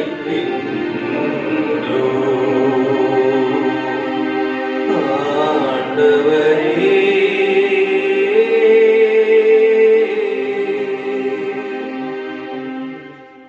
ஆகவே ஆண்டவரே, நாங்கள் கிறிஸ்துவின் இறப்பினையும் உயிர்ப்பினையும் நினைவு கூர்ந்து வாழ்ந்திடும் அப்பத்தையும் மீட்பளிக்கும் கிண்ணத்தையும் உமக்கு ஒப்புக் கொடுக்கின்றோம். உம் திருமுல் நின்று ஊழியம் கூறிய தோன்றல்களை எங்களை ஏற்றுக்கொண்டீர். எனவே உமக்கு நன்றி செலுத்துகின்றோம். மேலும் கிறிஸ்துவின் உடலிலும் இரத்தத்திலும் பங்கொள்ளும் எங்களை தூயாவியார் வந்து சேர்க்க வேண்டும் என தாழ்மையுடன் மன்றாடுகின்றோம்.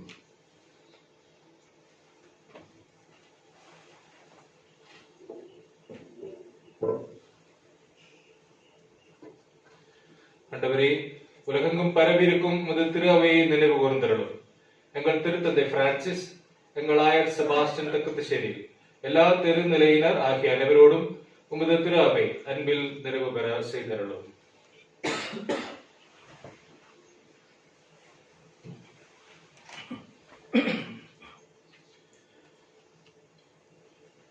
மேலும் உயிர்த்தெழும் எதிர்நோக்குடன் துயில் கொள்ளும் எங்கள் சகோதரர் சகோதரிகளையும் இறந்தோர் அனைவரையும் இரக்கத்துடன் நினைவு கூர்ந்து உமது திருமுக ஒளியினுள் ஏற்றருளும். எங்கள் அனைவர் மீதும் இரக்கமாயிரும்.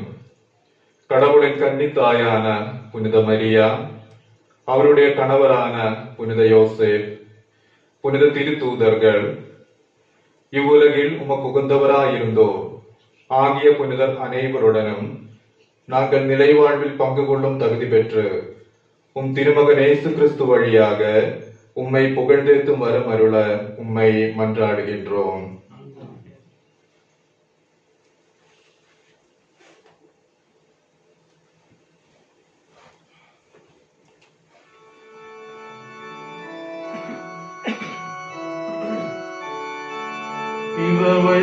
செய்வீராக.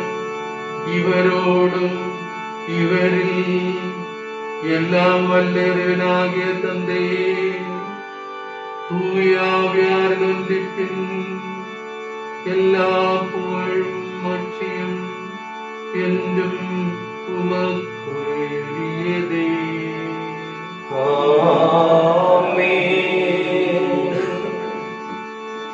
மீட்பரின் கட்டளையால் கற்பிக்கப்பட்ட இறைப்படுப்பினையால் பயிற்சி பெற்று நான் தொடர்ந்து சொல்வோம். விண்ணுலகில் இருக்கிற எங்கள் தந்தையே, உமது பெயர் தூயது என போற்றப்படுக. உமது ஆட்சி வருக. உமது திருவுள்ளம் விண்ணுலகில் நிறைவேறுவது போல மண்ணுலகிலும் நிறைவேறுக. எங்கள் அன்றாட உணவை இன்று எங்களுக்கு தாரும். எங்களுக்கு எதிராக குற்றம் செய்வோரே நாங்கள் மன்னிப்பது போல எங்கள் குற்றங்களை மன்னியும். எங்களை சோதனைக்கு உட்படுத்தாதையும் தீமையிலிருந்து எங்களை விடுவித்தருளும். ஆண்டவரே, தீமை அனைத்திலிருந்தும் எங்களை விடுவித்து எங்கள் வாழ்நாளில் அமைதியை கனிவுடன் அருளோன்மை வென்றாடுகின்றோம். உமது இரக்கத்தில் உதவியால் நாங்கள் பாவத்தில் இருந்து எப்போதும் விடுதலை பெற்று யாதொரு கலக்கோமின்றி நலமாயிருப்பமா. நாங்கள் எதிர்நோக்கி இருக்கும் பேரின்பத்துக்காகவும் என் மீட்பராய் இயேசு கிறிஸ்துவின் வருகைக்காகவும் காத்திருக்கின்றோம். ஏனெனில் ஆட்சியும் வல்லமையும் மாட்சியும் என்றென்றும் உமதே. ஆண்டவரே இயேசு கிறிஸ்துவே, அமைதியே உங்களுக்கு விட்டு செல்கின்றேன், என் அமைதியை உங்களுக்கு அளிக்கின்றேன் என்று உம் திருத்தூதருக்கு முழந்தீரே. எங்கள் பாவங்களை பாராமல் உமது திருவை நம்பிக்கையை கண்ணோக்கி உமது திருவுளத்துக்கேற்ப அதற்கைவது அமைதியையும் ஒற்றுமையையும் அளித்தவீராக. என்றென்றும் வாழ்ந்த ஆட்சி செய்கின்றவர் நீரே. ஆண்டவருடைய அமைதியே உங்களோட என்றும் இருப்பதாக. ஆத்மாவோடும் இருப்பதாக. ஒருவருக்கொருவர் அமைதியை பகிர்ந்து கொள்வோம்.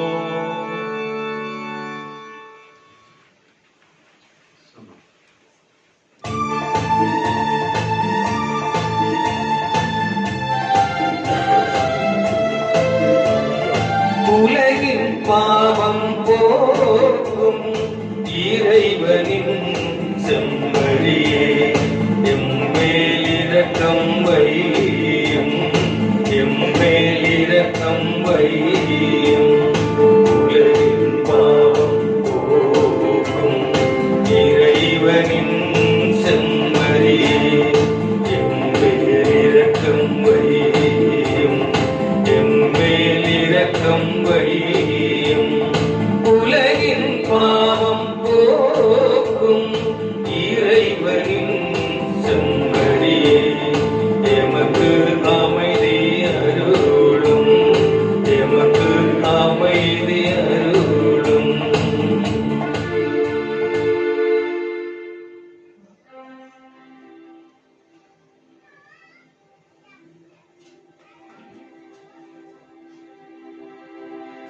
இதோ இறைவனில் செம்மறி, இதோ உலகின் பாவங்களை போக்குவார்.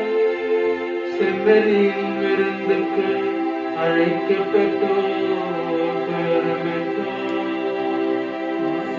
ஆண்டவரே, இருநிலத்தில் எழுந்துள்ள நான் தகுதியற்றவன்.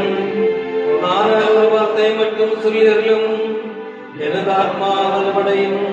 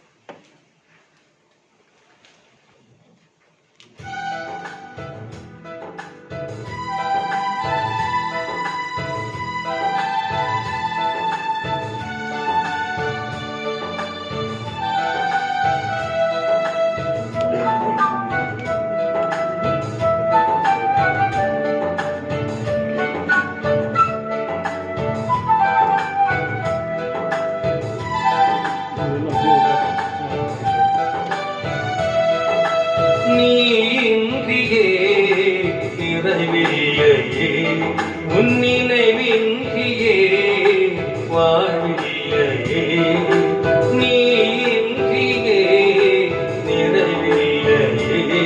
உன்னினைவின்றியே வாழ்வில்லையே.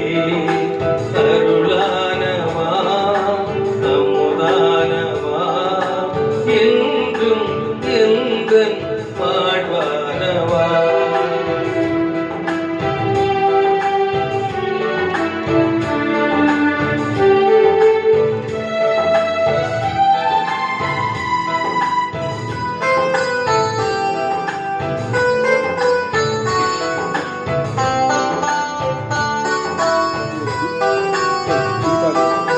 செடியோடு கிளைகள் இணைந்திருந்தால் அன்றி பலனை தரவே இயலாது. உன்னோடு நானும் இணைந்திருந்தால் அன்றி உணவை சுவக்கவே முடியாது. வாழ்வின் நாயகனே வரங்களை பொழிந்திடுவீர். வாழ்வின் நாயகனே வரங்களை பொழிந்திடுவீர். மாறாது மறையாது உந்தன் நன்கு என்றும் மாறாது மறையாது உந்தன் நன்கு. இயேசுவே இயேசுவே என் இயேசுவே, இயேசுவே இயேசுவே என் இயேசுவே.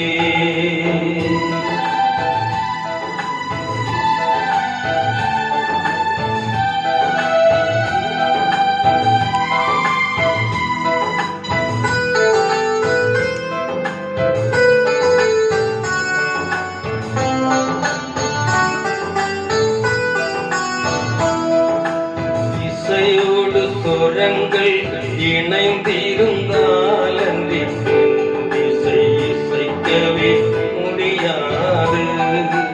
இருள் நீக்கி என்னோடு இணைந்திருந்தால் அன்று இறையாசி பெறவே முடியாது. உலகின் பேரொழியே உன்னரில் பொழிந்திடுமே. உலகின் பேரொழியே உன்னரில் பொழிந்திடுமே. உன் நாமம் என் வாழ்வின் பேரின்பமே. என்றும் உன் நாமம் என் வாழ்வின் பேரின்பமே. இயேசுவே இயேசுவே என் இயேசுவே, இயேசுவே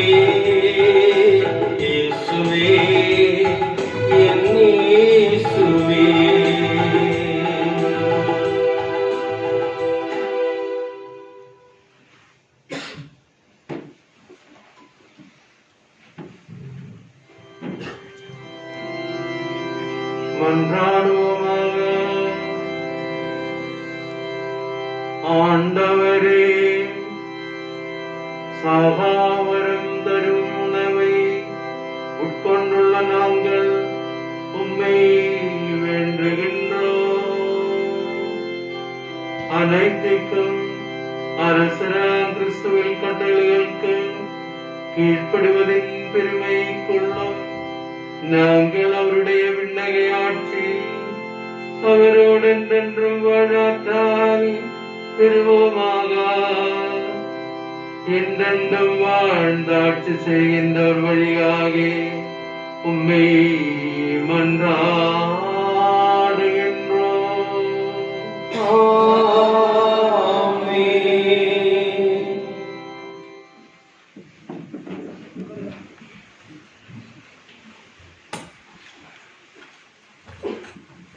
தந்தை, மகன், தூய ஆவியாகிய மூவொரு இறைவனுக்கு முதலாவது நன்றி கூறிக்கொண்டு என் நன்றி உரையை தொடங்குகிறேன். கிறிஸ்துவில் பிரியமானவர்களே, நன்றியின் நறுமலர்கள் தூவ உங்கள் முன் வந்து நிற்கின்றேன். லட்சுமி புனித சூசையப்பர் தேவாலயம் இன்று மகிழ்ச்சி வெள்ளத்தில் நீந்திக் கொண்டிருக்கிறது. வரலாறு சரித்திரத்தில் ஒரு மைல்கல்லாக இன்று தேவாலயம் கண்டு நிற்கின்றது. வரலாற்றின் உச்ச கட்டத்திற்கு தேவாலயத்தையும் பங்கு மக்களையும் அழைத்து சென்ற அனைத்து நல்ல உள்ளங்களையும் நன்றியோடு நினைவு கூறுகின்றோம். இறைவனின் தாசர்கள் என்றாலே அவர்கள் சிறப்பு மிக்கவர்கள். அதுவும் கத்தோலிக்க சபையில் குருக்கள், ஆயர்கள் என்பவர்கள் இறைவனின் சாட்சிகள், இறைவனின் பின்னணியாளர்கள். அந்த வரிசையில் விஜயபுரம் மறைமாவட்ட ஆயர் நம் அனைவருக்கும் நல்ல மேய்ப்பனான மேதகு ஆயர் செபாஸ்டின் தெக்கச்சேரி அவர்களின் பாதம் பதித்த இன்றைய நன்னாள் நம் ஒவ்வொருவருக்காகவும் இறைவனிடம் வேண்டுவதற்காக தியாகம் சகித்து நம் மீது கொண்ட அன்பை வெளிப்படுத்துவதற்காக இன்று கடந்து வந்து, அதுவும் நம் மொழியில் நாம் புரிந்து கொள்ள நமக்காக தமிழில் அழகான திருப்பலி அர்ப்பணித்து நம் உள்ளங்களில் இடம் பிடித்து நமக்காக வேண்டிக் கொண்டிருக்கும் மேதகு ஆயர் செபாஸ்டின் அவர்களுக்கு சூசையப்பர் தேவாலயத்தின் ஒவ்வொரு குடும்பங்கள் சார்பாகவும் நன்றியின் நறுமலர்களை அர்ப்பணிக்கின்றேன்.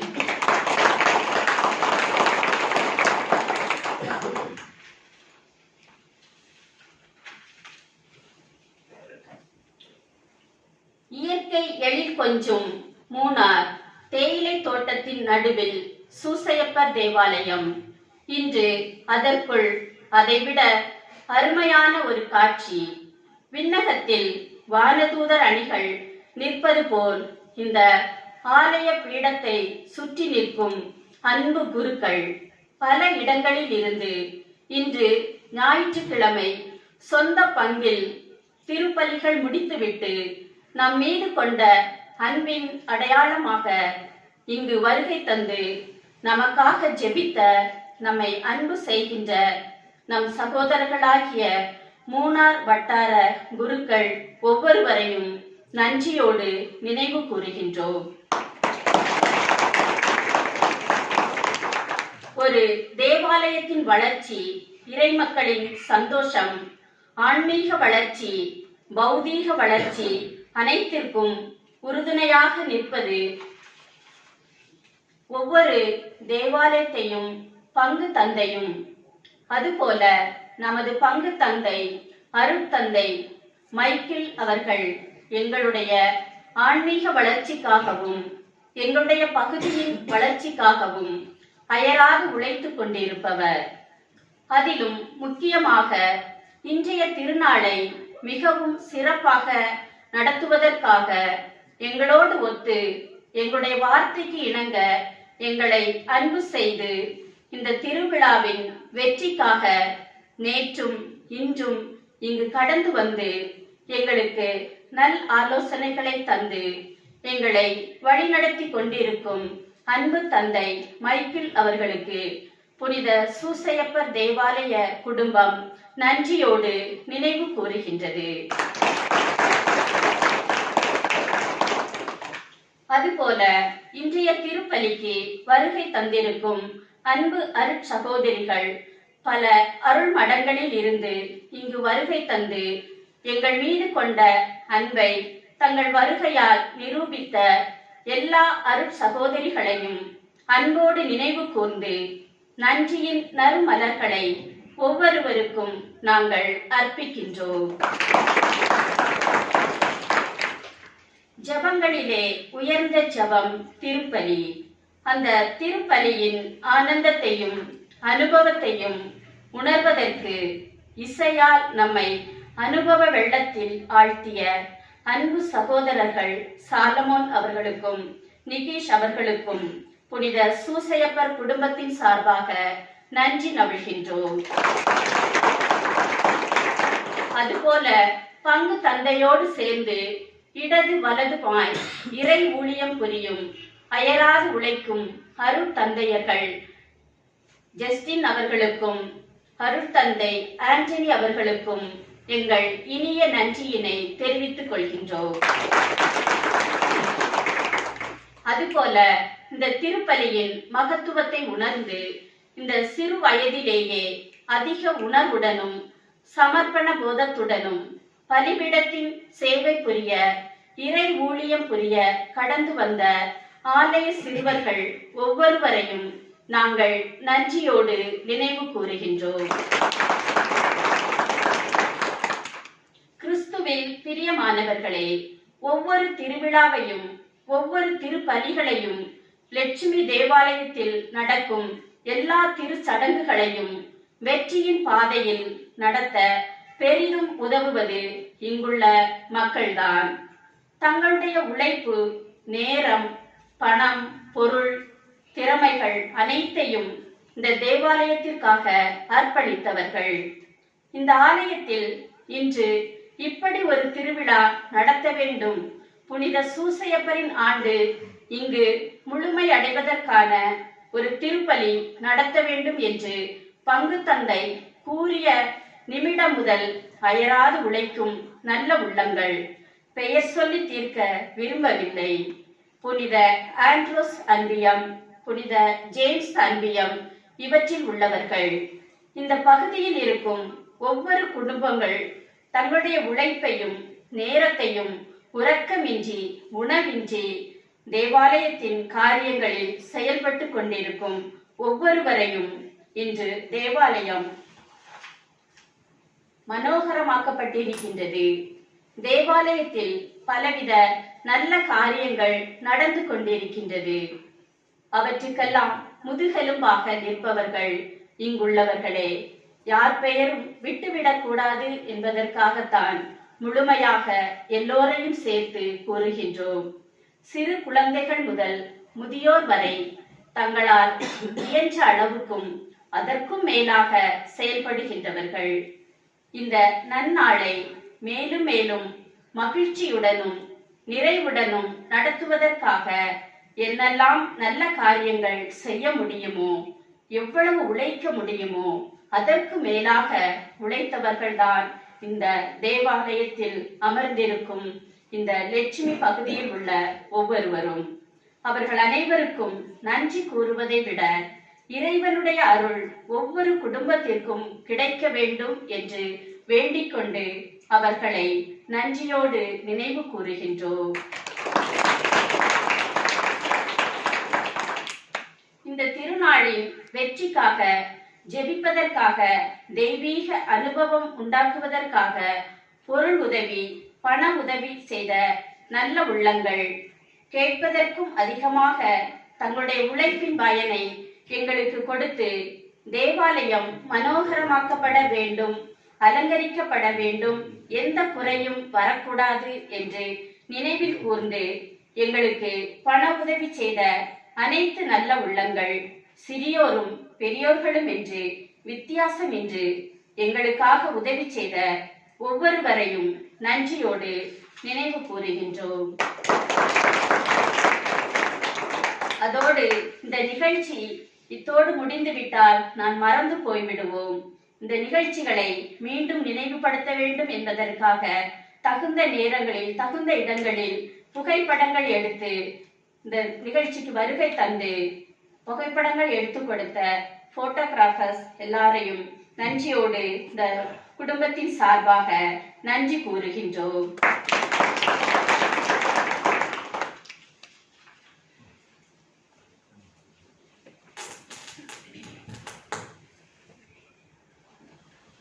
கிறிஸ்துவில் பிரியமானவர்களே, இப்பொழுது நமது பாதுகாவலரான புனித சூசையப்பரின் படம் பதித்த போட்டோக்கள் நமது மோனாசோன் வட்டார பங்கு குருக்களுக்கும் அருள் சகோதரிகளுக்கும் ஜோசப் பெயர் பொறிக்கப்பட்டவர்களுக்கும் வழங்கப்படும். பெயர் அழைப்பவர்கள் முன்பில் வந்து ஆயரிடமிருந்து பெற்றுக்கொள்ளும்படி அன்புடன் கேட்டுக்கொள்கிறோம்.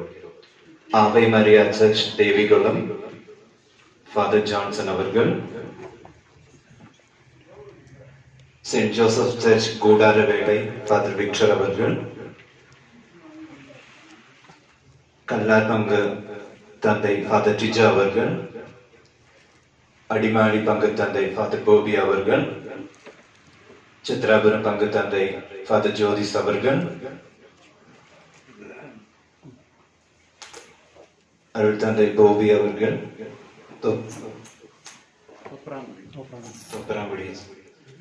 அருள் சகோதரிகள் ஹோலி கிராஸ் கான்வென்ட் மோனார் அருள் சகோதரி அவர்கள், தேவிகுளம் அருள் சகோதரி அவர்கள், கர்மலாரம் மோனார் அருள் சகோதரி அவர்கள், ஜோசப் என்கிற பெயர் பொறிக்கப்பட்டவர்கள் Josephine, Jose Peter, Dileep Joseph, Soosaiya, saint James unit உள்ள Soosaiya, Joseph de Silva, Joseph Peter Abish.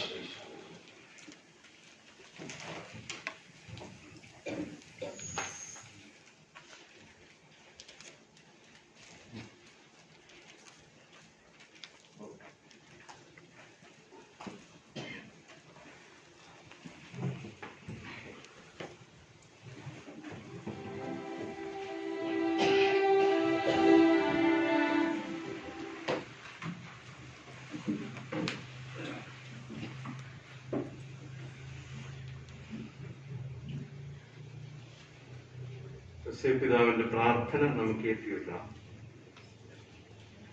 രക്ഷകനായ ഈശോ മിശിഹായുടെ സംരക്ഷക, പരിശുദ്ധ കന്യകമറിയത്തിന്റെ നിത്യമണവാള, അങ്ങേക്ക് സ്തുതി. ദൈവം തന്റെ ഏകപുത്രനെ അങ്ങേ ഫലമേൽപ്പിക്കുകയും പരിശുദ്ധ മറിയം അവിടുത്തെ സ്നേഹത്തിൽ സംരക്ഷണം അനുഭവിക്കുകയും ഈശോ അങ്ങയോടൊപ്പം മനുഷ്യനായി വളരുകയും ചെയ്തുവല്ലോ. ഭാഗ്യപ്പെട്ട വിശുദ്ധ ഞങ്ങൾക്കും അങ്ങ് പിതാവായിരിക്കണമേ. ഞങ്ങളെ ജീവന്റെ പാതയിലൂടെ വഴി നടത്തണമേ. ഞങ്ങൾക്ക് കൃപയും കാരുണ്യവും ധൈര്യവും വാങ്ങിത്തരണമേ. ഞങ്ങളെ എല്ലാ തിന്മകളിൽ നിന്നും രക്ഷിക്കുകയും ചെയ്യണമേ. ആമേൻ. ஆண்டவர் உங்களோடு இருப்பாராக. உம் ஆத்மாவோடும் இருப்பாராக. எல்லா வல்ல இறைவன் தந்தையே, மகன் தூய ஆவியார் உங்களுக்கு ஆசி வழங்குவாராக.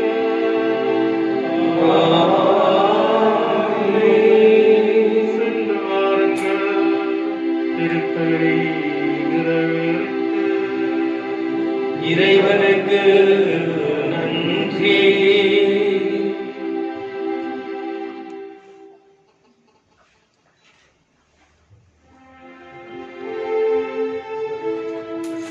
നടുക്ക് നിൽക്കുന്നവരും കയറി വരിക, ഫോട്ടോ എടുക്കാൻ ഇവിടുന്ന് ഫോട്ടോ എടുക്കും. നടുക്ക് നിൽക്കുക, കയറി നിൽക്കുക, കയറി വരിക എല്ലാവരും.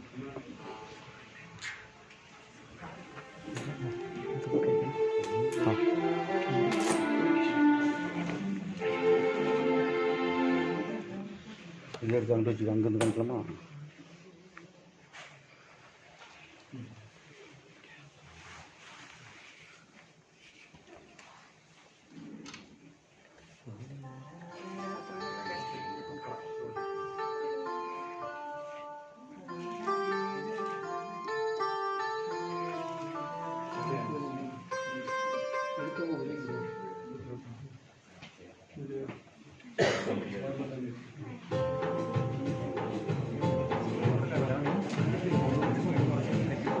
எப்படி எடுத்துருவோம்?